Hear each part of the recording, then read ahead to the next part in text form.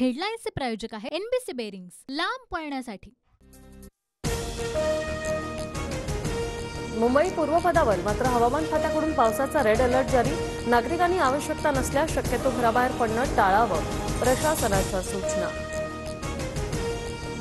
पुणे, सातारा, रायगड, सिंधुदुर्ग, रत्नागिरीला पावसाचा red alert, प्रशासनाकडून नागरिकांना सतर्कतेचा इशारा।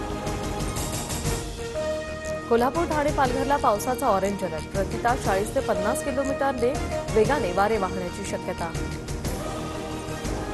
मध्य रेल्वेची वाहतूक पूर्वपदावर, ठाण्यात लोकल सेवा 10 ते 15 मिनिटांच्या उशिराने सुरू। 5 तासानंतर हार्बर मार्गावरील ठप्प झालेली वाहतूक सुरळीत सुरू, रेल्वे रुळावरील पाणी काढण्यात रेल्वे प्रशासनाला यश। मुंबईतील पावसामुळे वेस्टर्न एक्सप्रेस हायवेवर मोठी वाहतूक कोंडी, वांद्रे परिसरात वाहतूक धीम्या गतीने सुरू। बुलढाण्याच्या खामगाव तालुक्यात मुसळधार पाऊस, नदी नाल्यांना पूर, मुसळधार पावसामुळे खामगाव ते नांदुरा महामार्ग बंद। देवेंद्र फडणवीस मराठ्यांची फसवणूक करतायत, छगन भुजबळांचं ऐकून देवेंद्र फडणवीस भाजपचं वाटोळं करतील, मनोज जरांगेंचा फडणवीसांवर हल्लाबोल। मनोज जरांगेंची भूमिका केवळ सरकार विरोधी, मनोज जरांगेंनी शरद पवारांविषयीची भूमिका स्पष्ट करावी, भाजप नेते प्रवीण दरेकरांची मागणी।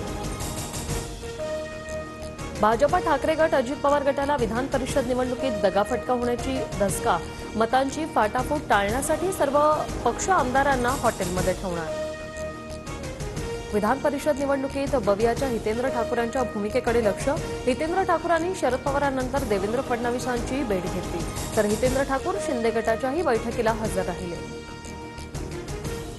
निवडणूक आयोगाकडून शरद पवार गटाला अधिकृत पक्षाची मान्यता, राष्ट्रवादी काँग्रेस शरदचंद्र पक्षाला देणगी स्वीकारता येणार। तुतारी चिन्ह असणाऱ्या ठिकाणी पिपाणी चिन्ह नको, शरद पवार गटाची निवडणूक आयोगात याचिका, तर आम्ही अभ्यास करू, निवडणूक आयोगाचं उत्तर। रोहितला ताकद द्या, तो आबांची कसर भरून काढेल, शरद पवार यांचं सूचक वक्तव्य। रोहित पाटील तासगाव कवठे महाकाळ विधानसभेचे उमेदवार असण्याची शक्यता।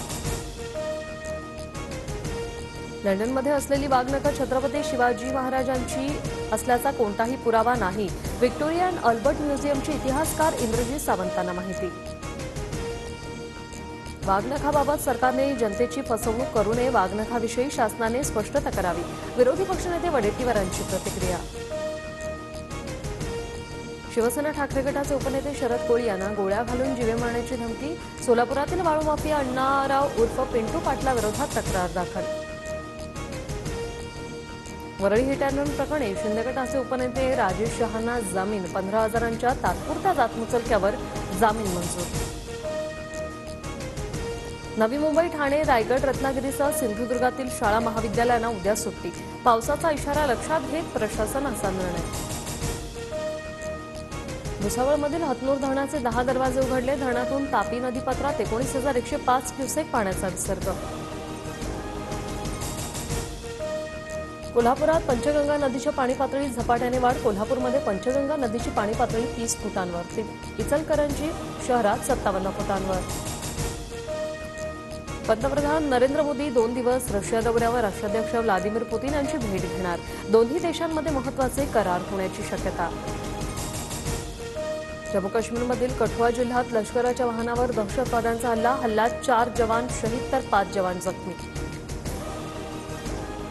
हेडलाईन्सचे प्रायोजक आहे एनबीसी बेरिंग्स, लांब पळण्यासाठी।